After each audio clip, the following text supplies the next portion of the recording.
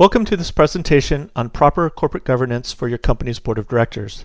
You should know that as your company grows and you bring more directors onto the board, you will need to know which corporate actions and business activities require formal board approval. In this video, we will discuss various situations where you will need to coordinate board review and approval of the specific matter at hand. So let's get started. The first case that requires board approval is when your company issues, sells, or grants securities to someone. Whether it's a financing transaction, a stock grant to a key employee, or issuing warrants to a debt investor, board approval is required. Similarly, if your company is engaging in a financing transaction, board approval is required. Whether your company is raising money through debt financing or stock financing, or whether the company is considering investing in another business or company, be sure to get board approval. Next, number 3, the company must approve the appointment or hire of key executives such as C-level executives and senior staff. Good governance would include the board's approval of the salary compensation, equity incentives, and any related offer letter or employment agreement. Number 4, and related to number 3, the board needs to approve any equity incentive or stock option plan, and remember that the stockholders also need to approve this type of plan. And once the plan is in place, the board must approve each individual stock option grant or other equity award under the plan. Next, if you amend the company's key corporate governance documents like the certificate of incorporation or the bylaws, then you need to get board approval. This comes up when you want to change the corporate name of the company, or restructure the board of directors, or increase the number of authorized shares. You need to get board approval to amend these documents. Next, board approval is required when you sell the company. Whether it's a merger transaction or the sale of all of the company's assets, these are big deals, and corporate law requires that you get board approval.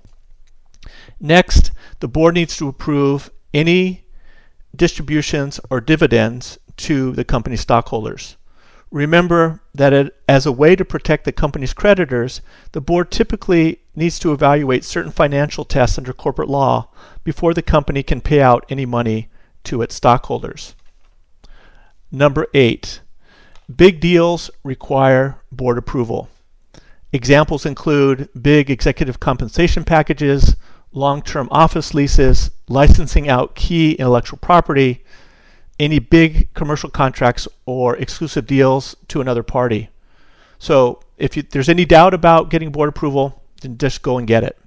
Number 9, if your company creates a subsidiary or joint venture, then board approval is needed. Remember that especially in joint venture situations, there might also be other key agreements that require board review and approval.